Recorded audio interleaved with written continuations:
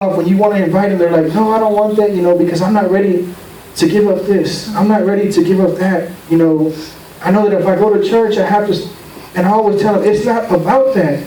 It's about a personal relationship with Christ. There's certain things that I don't do, but it's not because religion tells me, hey, you can't do this. But it's because that I know that there are things that are not pleasing to God for me to do. Amen. It's like if you have a relationship with someone, for example, your wife, you're not going to be like, oh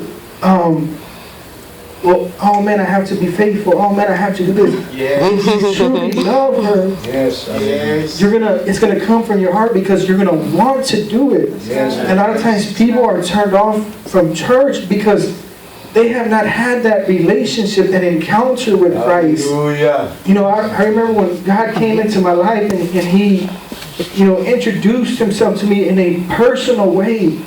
It's like my life changed completely.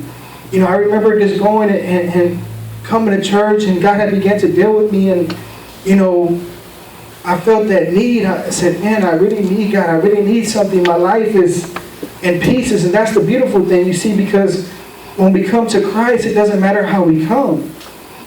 Jesus already knew her. Jesus knew her past. Right. And that's why He told her what He told her. He said, yes, you're telling the truth. You've had 5 husbands. In other words, He knew her past. But He's saying, I can erase that. You can start new. You don't have to, live that same way. I got something better for you. Something, greater. And I think that's the reason a lot of people may not come to a church or may not, because they haven't had that personal experience with God. It's religion, it's rules, it's tradition.